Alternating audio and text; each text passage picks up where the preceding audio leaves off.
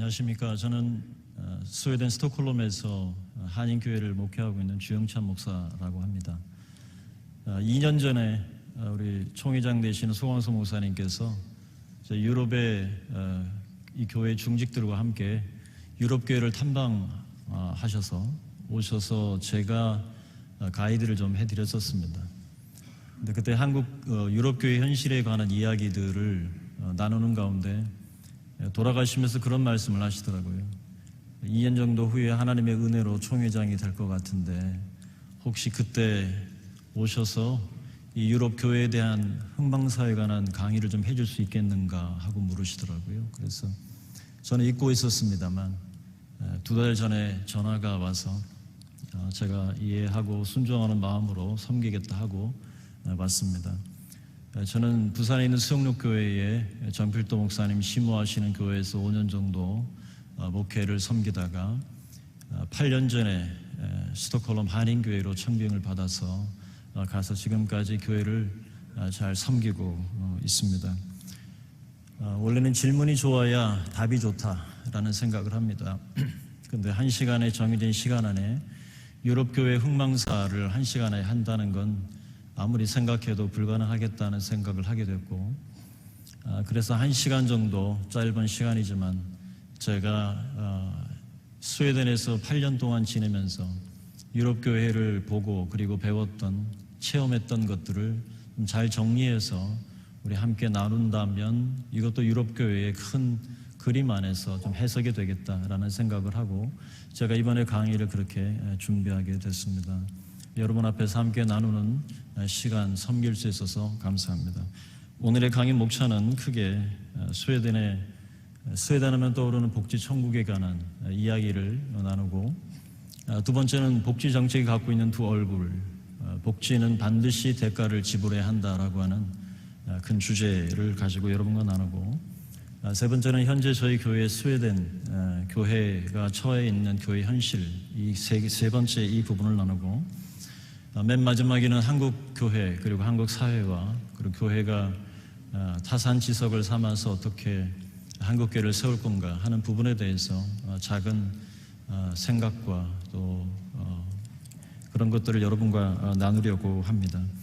여러분, 스웨덴 하면 어떤 생각이 드시나요? 저도 8년 전에 갈 때 스웨덴에 관한 생각이 전혀 없었습니다. 어디 붙어 있는 나라인지 어떤 나라인지 전혀 알지 못하다가 보통 저희가 스웨덴 하면 기억나는 게 예를 들어서 아바라고 하는 혼성 4인조 그룹 하면 여러분 아바가 생각날 겁니다. 두 번째는 노벨 시상 그리고 노벨상을 수여하는 스웨덴에서 이 일을 하고 있죠. 온통 나라가 전부 다 바위 덩어리다 보니까 전부 다 다이너마이트를 개발하지 않으면 건설할 수 없는 상황이었기 때문에 노벨이 다이너마이트를 개발했다라고 하는 이야기가 있죠. 그리고 스웨덴은 13개, 특별히 스톡홀름은 13개 섬으로 구성되어 있습니다. 스톡이라는 말은 통나무라는 말이고 홀름이라고 하는 것은 섬입니다. 그래서 13개의 예전에 나무를 잘라서 수출하던 그런 도시라 그래서 스톡홀름이라고 하는데, 북구의 베네치아라고 할 정도로 굉장히 경관이 좋고 보기에 참 아름다운 도시입니다. 여러분, 스웨덴 하면 또 생각나는 게 막 볼보 자동차, 볼보 기계 이렇게 아마 많이 생각을 하게 되실 것 같습니다. 그리고 스웨덴에는 우리나라 6.25 한국전쟁 당시에 부산에 병원을 설치하고 그곳에서 의료 기구를 통해서 한국을 도왔던 나라로 잘 알려져 있습니다. 스웨덴은 잘 알려진 것처럼 세계에서 행복지수가 가장 높은 나라들 중 안에 들어가 있습니다. 그 중에 스웨덴은 2019년도에는 7위였지만 2021년에는 SN의 발표에 의하면 현재 6위에 기록되어 있습니다. 그만큼 행복하게 살고 있다라고 스스로 자평하는 그러한 나라입니다. 스웨덴은 세계에서 가장 많은 미남과 미녀를 갖고 있는 나라다라고 소개하고 있습니다. 또는 스웨덴은 가장 대표적인 것이 바로 뭐냐면 복지입니다. 복지 천국이라고 할 정도로 스웨덴은 복지가 요람에서 무덤까지 잘 정립되어 있는 그러한 나라입니다.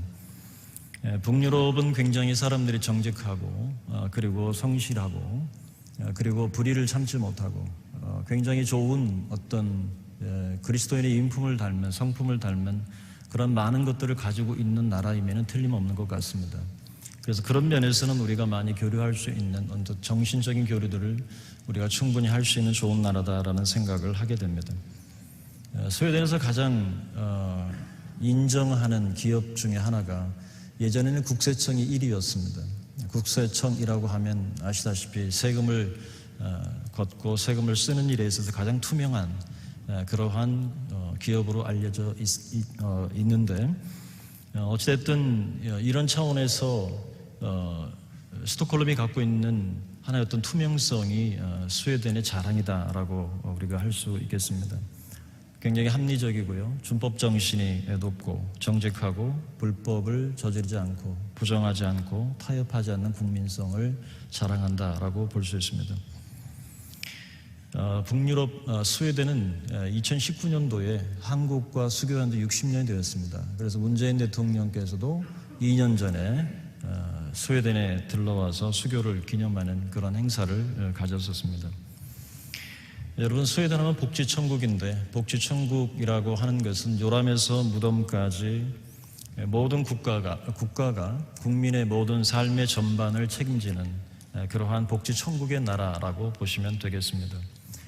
전체 예산의 3분의 1이 전부 복지 예산으로 잡혀 있습니다.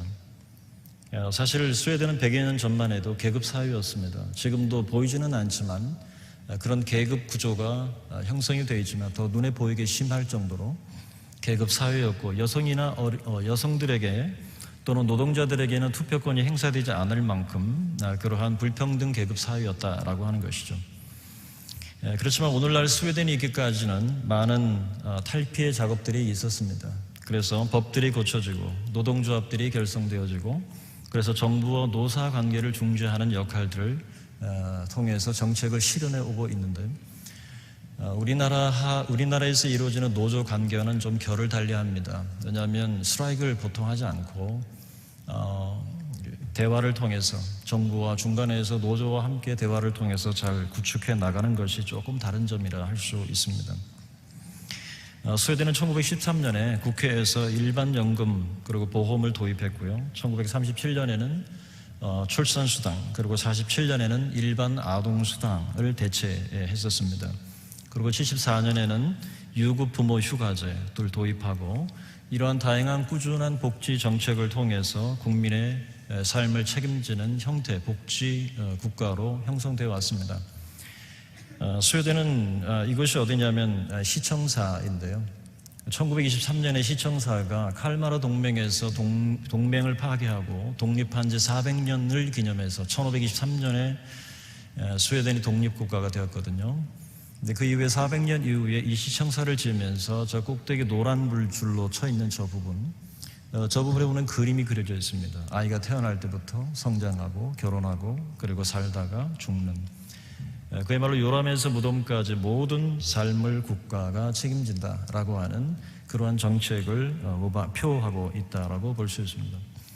여러분, 스웨덴 하면은 우리 한국에서도 좀 알려진 바가 있는데 스웨덴 라떼 파파라고 하는 것이 잘 알려져 있습니다. 스웨덴 유럽 국가들 중에서 스웨덴은 일과 노동을 가장 균형을 잘 맞추는 나라 중에 하나라고 할 수 있습니다. 그래서 육아 휴직이 보장되는데 부부가 공동으로 480일을 사용할 수 있습니다. 이 480일을 사용하는데 그중에 390일은 직장에서 받는 월급의 80%가 보장됩니다. 그렇다 보니까 육아나 그리고 부부가 육아 휴직을 하는 것에 대해서 큰 부담을 갖지 않고 그렇다 보니까 그러한 남편이 푸시어를 밀어서 아이를 돌보는 이러한 모습들이 흔하게 나타납니다. 노동시간은 제한되어 있습니다. 하루에 8시간, 5주에서 48시간, 그리고 휴가는 25일 이상이 의무적입니다. 25일은 5일 주말을 뺀 5일이니까 한 달, 한 주 정도 되겠죠. 저도 휴가가 32일입니다. 그러니까 한 달 반이 휴가입니다. 여러분 부러우신가요? 한 달 반 휴가를 의무적으로 하게 되어 있습니다. 병거와 휴직을 아주 쉽게 할 수 있고요. 그리고 기본 목표는 일과 가족의 조화 그리고 균형을 장려해서 기본적으로 일과 가정을 균형 있게 맞춰 나간다라고 하는 정책이 깔려 있습니다. 차등 양육비를 지원합니다. 자녀의 수에 따라서 한 자녀이면은 우리나라 돈으로 한 13만 원 정도의 번비드락이라 그래서 아이들에게 나갑니다. 두 아이면 조금 더 플러스가 됩니다. 근데 이슬람에서 유입된 많은 사람들은 보통 자녀가 4사람, 5사람이다 보니까 상당수 수익이 생기겠죠. 이러한 것들이 이제 약간 차등적인 부분이 생기기는 하지만 현재 스웨덴에서는 이런 차등적인 양육비가 지원되고 있습니다. 유치원부터 대학교까지는 전부 무상교육입니다. 대학에 가서도 학비를 내지 않습니다. 어릴 때부터 대학까지 모든 것이 무상입니다. 18세 이하까지는 전부 무료 병원 진료가 허락이 됩니다. 그리고 무료 유치원을 운영하고 있고, 그래서 일하는 부모를 배려하고 퇴근 후에를 아이들을 픽업해서 그래서 가족들과 함께 보내는 시간을 확보한다고 하는 그런 정책이 깔려 있습니다. 스웨덴은 다양한 사회복지, 즉 보장이 되어 있고, 따라서 고등학교 후에 굳이 대학을 가지 않아도 인구가 1000만이기 때문에 땅덩어리는 한국의 5배, 따라서 사회적 인프라 구성이 1000만 정도를 다 커버할 수 있습니다. 따라서 굳이 대학을 나오지 않는다 할지라도 고등학교만 졸업해도 일을 할 수 있는 충분한 일자리가 보장되어 있기 때문에 굳이 대학을 가지 않아도 된다라고 하는 생각이 지배적입니다. 그리고 대학을 직장 다니다가 자기가 대학에서 공부를 좀 하고 싶다라고 하면 그때 언제든지 대학을 기준이 맞으면 대학을 입학해서 공부할 수 있는 그런 시스템이 되어 있습니다. 중간에도 언제든지 전공을 바꿀 수 있는 그런 분위기입니다.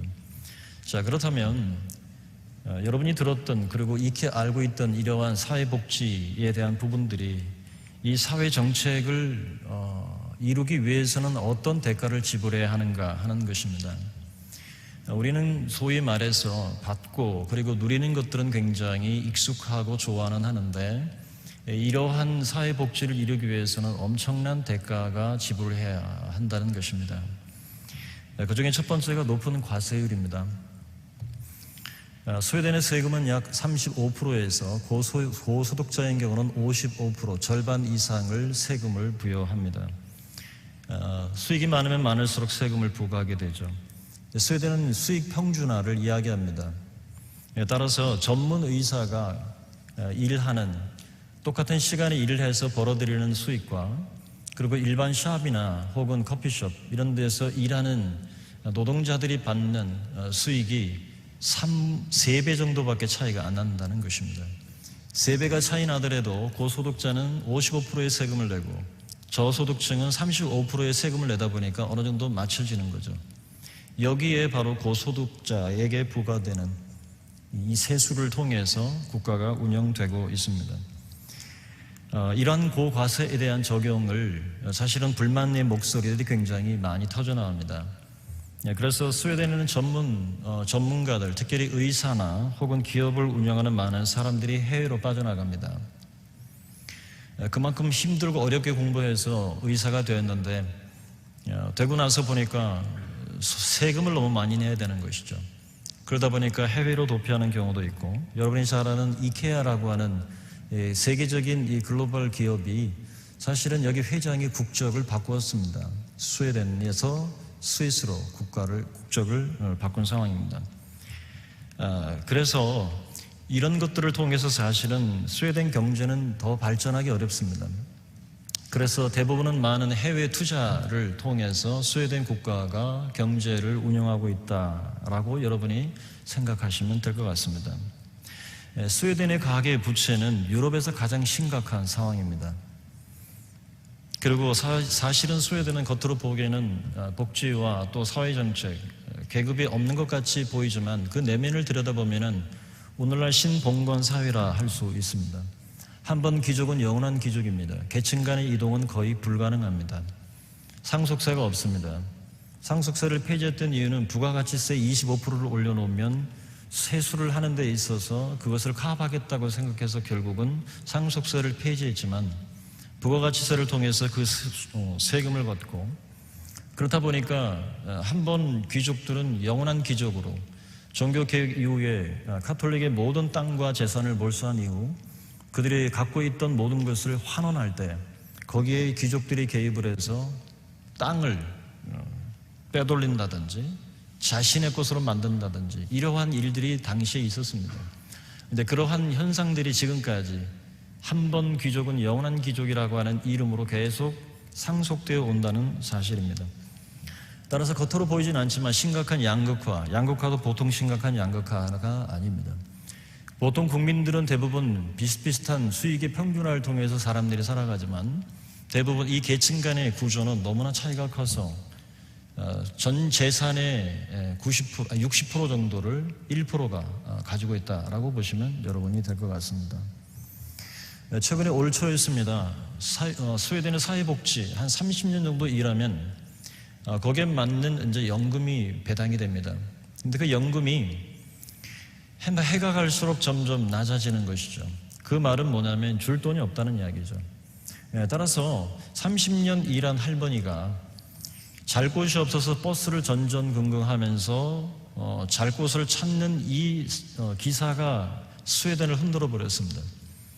사회복지 정책은 60년이 한계입니다. 60년이 돌아가면 뭔가 드라이브를 새로 걸어서 뭔가 정책을 새로 만들어야 되는 현재 스웨덴의 이 문제의 직면에 있습니다. 사회복지 정책이지만 거기에 맞는 많은 부작용들이 나타나고 있다라고 하는 것이죠. 복지 제도의 점점 취약한 점들이 계속적으로 나타나고 있습니다. 최근 스웨덴은 수년간 2015년부터 19년까지 굉장한 많은 난민들을 받아들였습니다. 그래서 원래는 인구가 850만이었지만 150만의 난민을 받아들였습니다. 그래서 인구가 1000만이 된 이유는 150만의 난민들을 인도주의적인 차원에서 수용했기 때문에 그렇습니다. 그렇지만 이런 것들을 통해서 자국민들이 받아야 할 복지 혜택은 점점 축소되는 상황이다라고 말할 수 있습니다. 여러분, 제가 8년 동안 스웨덴에 살면서 해마다 세금이 올랐습니다. 도로세 올랐고 통행세 올랐고 주차요금 올랐고, 주말에는 주차요금을 내지 않던 것이 토요일까지 적용되고, 평일에는 7시에서 5시까지 적용되던 주차비가 7시에서 저녁 7시까지 적용이 되고, 토요일도 같은 방식으로 좀 5시까지지만 계속 주차비를 징수합니다. 스톡홀름을 지나간 E4 도로가 있는데 그 E4 도로에서도 사실은 통행세를 내지 않았지만 세금을 부과하기 시작했습니다. 엄청난 돈들이 이러한 또 다른 법들을 계속 만들어내면서 세금을 징수하는, 그래서 실제로 살아가면서 많은 체감을 하고 있는 현장이다, 이렇게 여러분이 생각하시면 될 것 같습니다.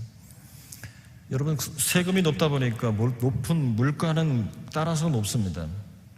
생활비가 굉장히 비쌉니다. 손으로 수거하는 모든 것들은 비쌉니다. 예를 들어서 이발비가 4만 원에서 5만 원입니다. 한국에서 자동차 엔진 오일을 가는데 10만 원, 많이 들면 10만 원이지만 스웨덴에서는 40만 원에서 50만 원입니다. 굉장한 비용 부담이 들고 있습니다. 유럽 사회는 DIY, 그래서 Do It Yourself라고 하는 이 DIY가 굉장히 발달된 이유입니다. 그래서 자동차도 보통은 세단형이 아니라 대부분 외건형입니다. 왜냐하면 물건을 사다가 이케아 같은 곳에서 물건을 사다가 차에다 싣고 집에 가서 스스로 조립해야 하는, 그렇기 때문에 외관형들이 굉장히 지배적입니다. 따라서 좀 더 여유 있는 생활을 하기 위해서 부부가 집이 있고 그리고 자동차를 굴리고 그리고 조금 더 여유 있는 삶을 살기 위해서는 절대 혼자 벌 수 없는 구조입니다. 혼자 벌어서는 살 수 없는 구조입니다. 따라서 여성 고용률이 80%입니다. 여성 고용률이 80% 정도 되면은 그 문제는 뭐냐면 그 아이들에 대한 문제입니다. 그 아이들을 어떻게 할 것이냐. 그래서 국가가 그 아이들을 테이크하는 겁니다. 그래서 많은 경우에 가정에서 아이들을 키우고 싶어 하지만 경제적인 부담 때문에 어쩔 수 없이 일터로 나가는 현상이 생깁니다. 그러나 그것은 강압적이 아니라 어쩔 수 없는, 마치 등 떠밀리듯이 사회로 나가서 일을 해야만 보다 좀 더 여유 있는 삶을 살아갈 수 있는 그런 구조로 만들어져 있습니다. 따라서 아이들은 어릴 때부터 더기스라고 하는 타가원에 맡겨지게 됩니다. 사실은 스웨덴의 큰 시스템의 문제가 여기서 시작됩니다. 80% 고용률, 따라서 아이들은 전부 유치원에 맡겨지고 학교에 맡겨지죠. 근데 여기서부터 사실은 스웨덴의 국가 정책이 여기서부터 시작되는 겁니다. 국가가 아이들에게 가르치고 싶어 하는 것, 예를 들어서 성평등 문제, 젠더 문제, 페미니즘 문제, 성차별에 대한 것, 다양한 것들을 어릴 때부터 아이들에게 교육합니다. 부모가 터치할 수 있는 영역은 없습니다.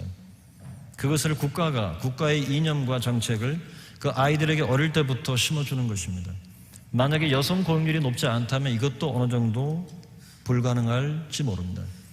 하지만 대다수의 사람이 부부가 나가서 일을 해야만 어느 정도 여유 있는 삶을 살 수 있기 때문에 이러한 구조를 낳게 됩니다. 세 번째는 고용인 중심 사회입니다. 직원을 고용하게 될 때 그 직원을 고용하는 것에 대한 세금을 부과합니다.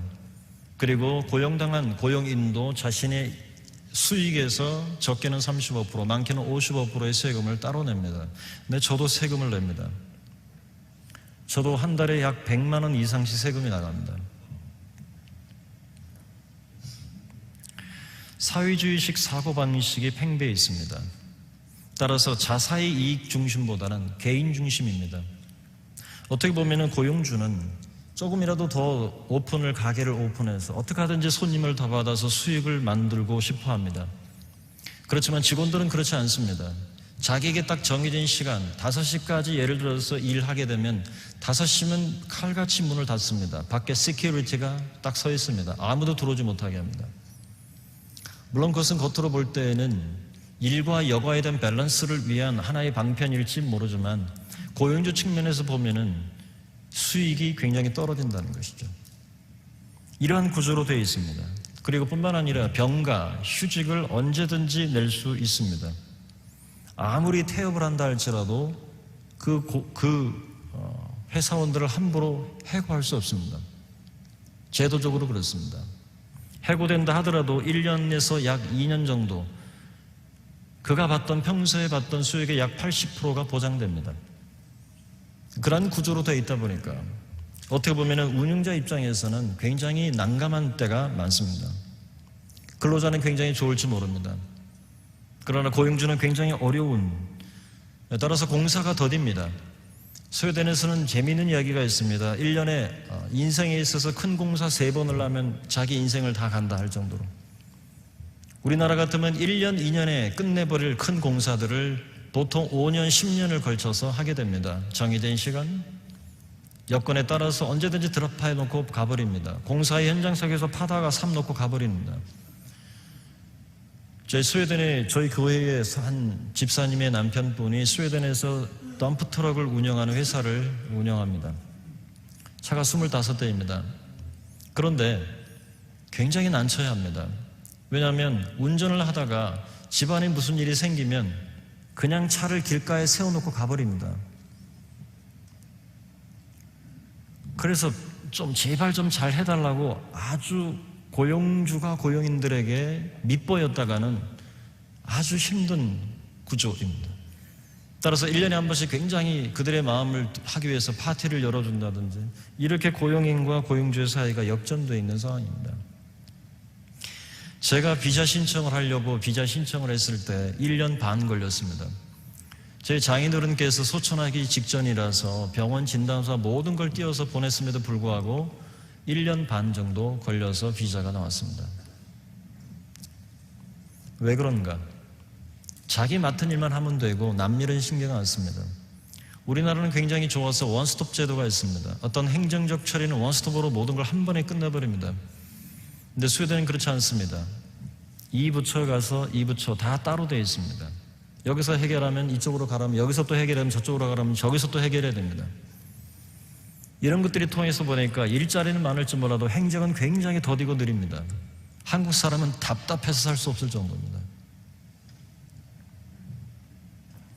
결국 고용인 중심 문화는 고용주에게 큰 부담을 주고 고용주가 고용인의 눈치를 살펴야 되는 그래서 회사에 대한 책임과 소속감이 떨어질 수밖에 없는 아주 극단적인 개인주의가 수혜된 사회입니다.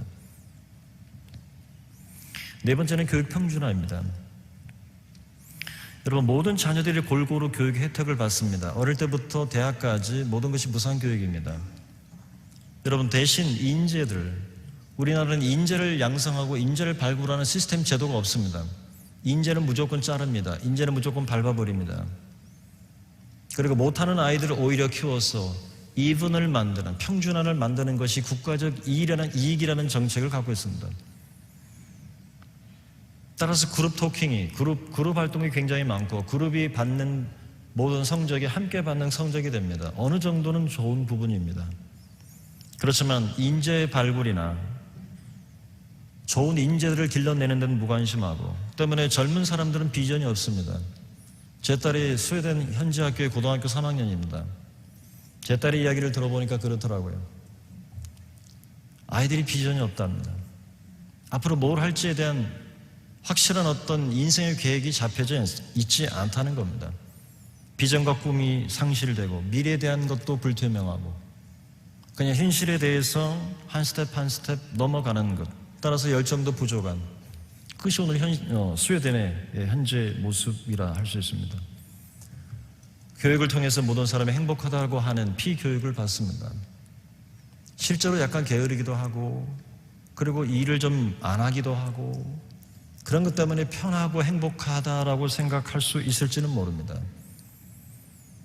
하지만 교육 평준화의 이면도 있습니다. 교육 평준화를 시키지만 사실 귀족 측 상류층, 소위 말해서 돈 있는 사람들의 자녀는 해외 유학을 다 보냅니다. 그리고 방학 때만 되면 전부 외국으로 언어 연수를 보냅니다. 일반 국민들은 전혀 상상할 수 없습니다.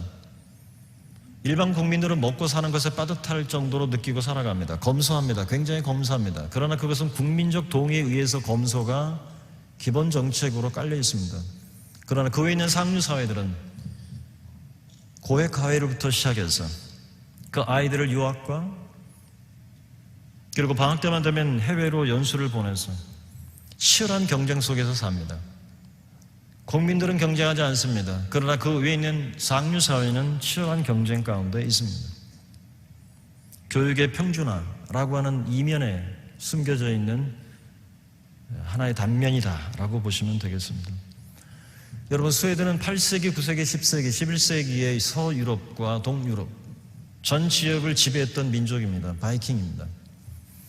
여러분, 18세기부터 11세기까지 이 바이킹 민족은 굉장히 유럽, 특별히 영국 동부를 통해서 굉장히 약탈을 벌였죠. 그리고 사제들을 죽이고 수도사들을 노예로 만들고 약탈과 강간을 하고 방화와 강탈을 일삼는 잔인한 야만족들이었습니다. 그런데 어떻게 이들이 이렇게 문화 수준이 높은 민족이 되었는가? 거기에는 7세기 켈트족의 교회 수도사들에 의해 시작되었습니다. 대표적으로 인간 집단 운동의 영향으로 사람들의 개종이 이루어집니다. 예를 들어서 노르웨이의 올라프 트리바손이라고 하는 1세는 수도사에 의해서 영향을 받고 그가 신앙 훈련을 받고 세례를 받게 되면서 5년 이내에 모든 사람들은 개종해야 된다. 그래서 노르웨이 전체가 개종된 상황이 있습니다. 그 2세는 신전을 파괴하고 교회를 세우는 교회 조직을 만들어서 감독들을 임명했습니다. 그래서 스칸디나비아 교회는 로마 가톨릭 교회와 아주 긴밀한 관계를 유지하지 않았기 때문에 개신교 종교개혁이 일어났을 때에 노르웨이와 다른 스칸디나비아 대부분의 교회들은 루터란 교회를 받아들였습니다. 스웨덴은 덴마크로부터 독립을 이루었습니다. 구스타브스 바사, 구스타브스 에릭손이라고 하는 1대 왕이 그렇습니다. 그때 1517년에 루터가 종교 개혁을 이룰 때에 함께 동문서하게 했던 올라스 페트리라고 하는 사람이 이 구스타브스 바사 왕과 함께 개혁을 이루게 되었습니다.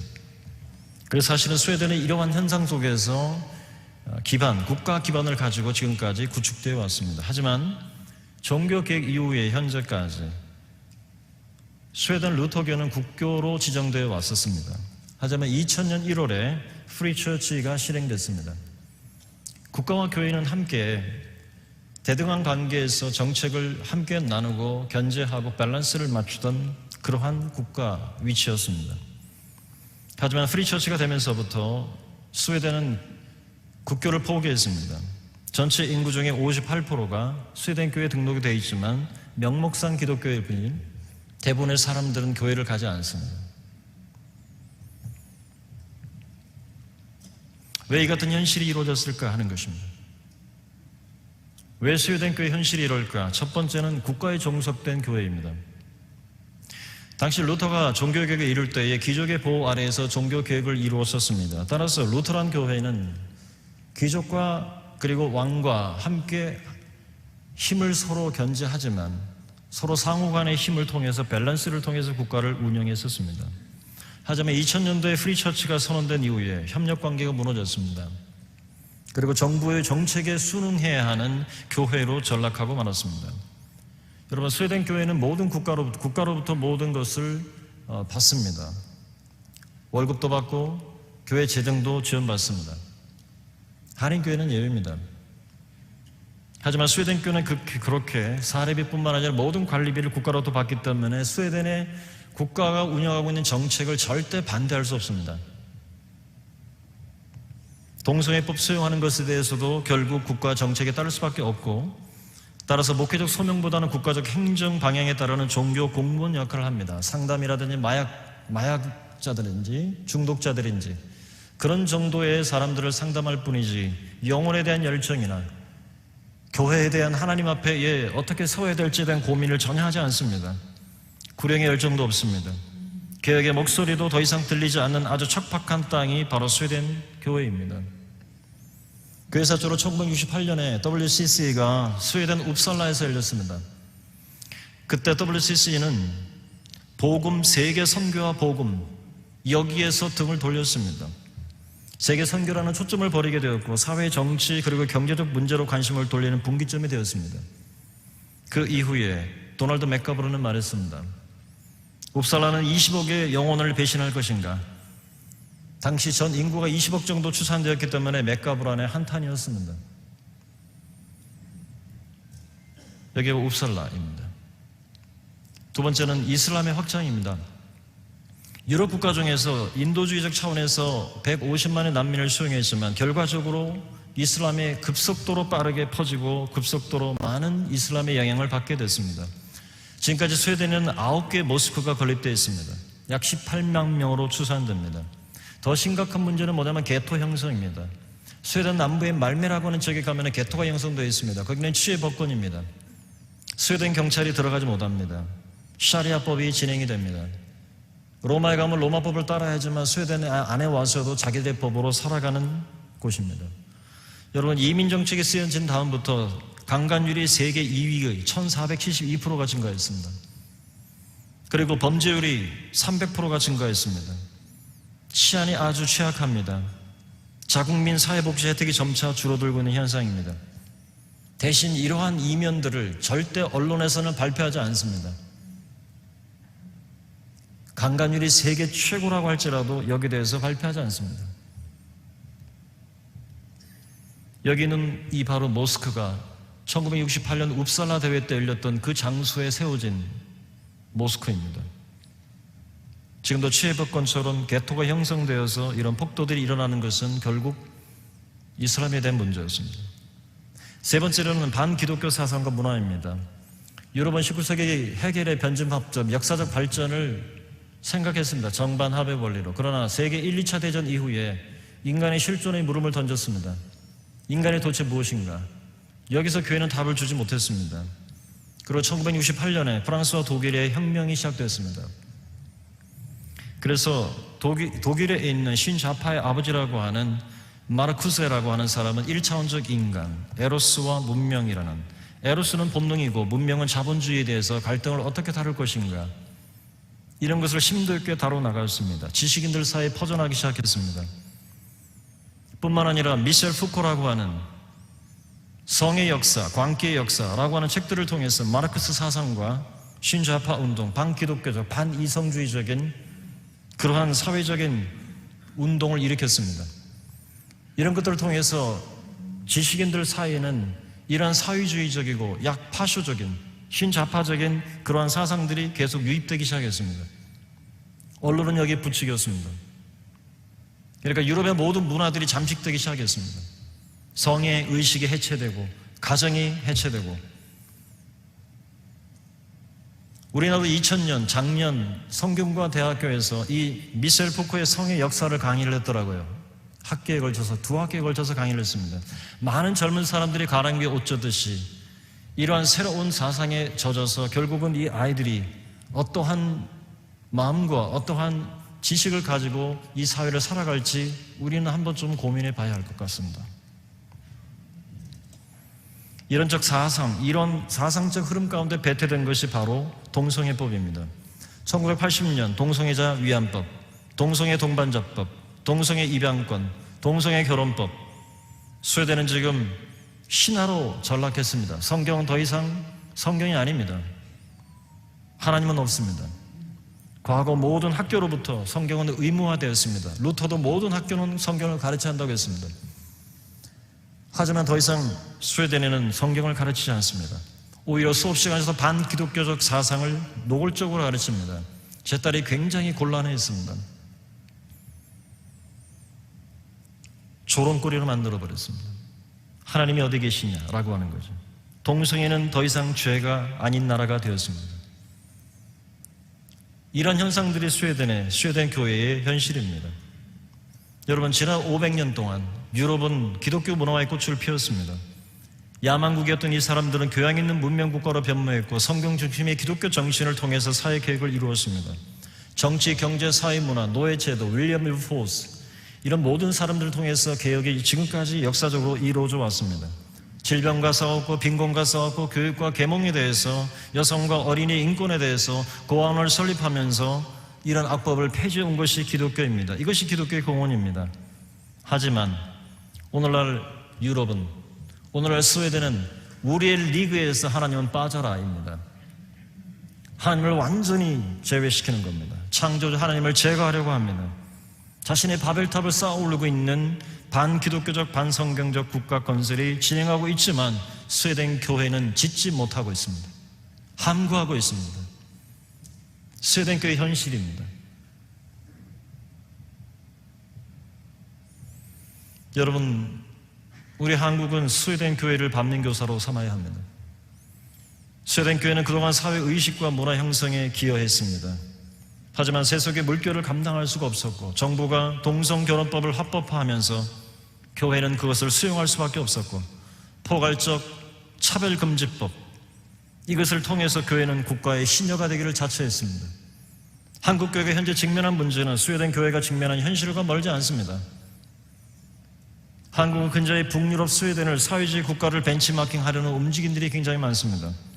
제가 8년을 사역하면서 수많은 연구원들이 스웨덴을 다녀갔습니다. 하지만 한국 사회와 조건 그리고 환경을 무시한 채 무턱대고 도입하는 것은 문제가 있습니다. 한국은 다종교 사회입니다. 스웨덴은 바탕이 기독교입니다. 150만의 난민을 수용한 것도 인도주의적인 차원에서 기독교 정신이 깔렸기 때문에 국민적 동의에 의해서 수용했습니다. 인구도 한국은 5배가 많습니다. 스웨덴은 땅이 5배가 큽니다. 그런데 똑같은 적용, 똑같은 정책을 드라이브 걸었다가는 문제가 발생한다는 것이죠. 여러분, 여기 있는 이 사진이 보이십니까? 이 사진이 바로 저희 교회 1층에 걸려있는 동성애 깃발입니다. 우리 아이들을 가르칠 때 저 깃발 아래서 가르쳐야 됩니다. 저걸 뗄 수 없습니다. 떼면 법의 저촉을 받습니다. 한국도 멀지 않습니다. 올라우스 패트리는 종교개혁자입니다. 제가 담임하고 있는 교회 이름이 올라우스 패트리 교회입니다. 저곳에 동성애 깃발이 걸려 있습니다. 국회 법안이 통과되는 순간 모든 교육정책에 합법적으로 동성애를 교육해야 합니다. 거부할 시 법적 조치를 받게 됩니다. 목회자는 동성애가 죄다라고 하는 사실을 가르치지 못합니다. 설교하지 못합니다. 신고하면 법적 조치를 받습니다. 유럽 교회는, 유럽 국가들은 인권 보호라는 미명 안에서 동성애 젠더 페미니즘을 수용합니다. 윤리적으로 무너져 내리는 유럽사회, 여기는 지식인들과 언론이 동조하고 교육 정책을 통해서 더 부추기고 있습니다. 가랑비에 옷 젖듯이. 저하고 나이가 똑같은 스웨덴에서 태어난 한 권사님의 딸이 제가 동성애에 대한 설교를 하자 이렇게 얘기했습니다. 목사님은 왜 그런 설교하는지 도무지 이해할 수 없다라고요. 50년입니다. 그것이 바로 교육입니다. 유럽은 날개 꺾인 새처럼 사회를 개혁할 힘을 상실했습니다. 오늘 한국교회가 이 현안들에 대해서 숙고하지 않으면 한국교회는 머지않아 국회에 이 법안이 통과되면 한국교회는 걷잡을 수 없이 물밀듯이 밀려 들어오게 될 겁니다. 동성애 결혼을 반대할 수 없고 동성애 설교를 할 수도 없고 여러분의 교회 안에 동성애 깃발을 걸어놓아도 뗄 수 없는 현실이 우리 앞에 펼쳐지게 될 것입니다. 한국교회는 유럽은 신비적 사변적 영성이 2000년의 시간 동안 쌓여왔습니다. 하지만 윤리적 영성, 실천적 영성과 신비적 영성은 없습니다. 기도하지 않습니다. 한국도 현 시대를 보면 우리 한국교회는 대부분 여기 실천적 윤리적인 영성에 관심은 많지만 깊은 연구와 오랫동안 하나님 앞에 숙성되어진 사변적 영성은 약하다는 생각이 듭니다. 1980년, 90년대에는 신비적 영성이 주를 이루었습니다. 그러나 오늘날 왜 이런 밸런스가 우리에게 깨져 있을까요? 이슬람이 득세하고 유럽교회는 위축되어 있습니다. 형식적인 명분과 껍데기만 남은 기독교보다는 차라리 급진적인 이슬람이나 불교나 신비사상, 뉴에이지 같은 데 관심이 더 많습니다. 크리스찬들은 아무런 삶에 영향을 주지 못하고 영적 필요를 공급하지 못하는 기독교로 전락했습니다. 따라서 한국교회는 성경적 세계관이 시급합니다. 스웨덴 학교조차도 기독교적 교육을 주입합니다. 반기독교적인. 참된 복음보다는 기독교의 엄격한 형식 율법적 신앙에 속박된 과거의 부정적 면만을 들추어서 교회를 비판합니다. 동성애 금지, 따라서 높은 성의식과 윤리를 비역기라듯이 기독교에 대해서 반감을 조성합니다. 교회는 성탄절, 부활절 외에는 보이지 않습니다. 교회를 매각했습니다. 입장료, 행사료, 대여료를 받습니다. 다음 세대가 없습니다. 찬송 소리도 없고 기도 소리도 들리지 않습니다. 아주 척박한 선교의 땅이 되었습니다. 이것이 찬란한 기독교 문화의 꽃을 피웠던 유럽교회의 현실입니다. 오늘 유럽에서 목회하고 있는 선교사들이 빛 좋은 개살구처럼 보일 수 있습니다. 어렵습니다. 여러분, 외롭고 힘든 싸움을 이어가고 있습니다. 여러분, 기대해 주시기를 바랍니다. 여기 있는 이 사진을 보십시오. 이 전체가 교회 건물이었습니다. 저의 교육입니다. 올라스 패트리. 그런데 이 교회만 남겨두고 옆에 있던 모든 여기에 숙박 시설들은 다 팔려나갔습니다. 여기가 옛날에 목사관이었고 여기가 선교관들이었습니다. 근데 재정적인 위기에 허덕이면서 모든 것이 다 팔려나가게 되었습니다. 여러분, 스웨덴 복지의 모델 유럽교회를 우리는 답습해야 할까? 몸에 맞는 옷을 입어야 합니다. 반드시 대가가 있습니다.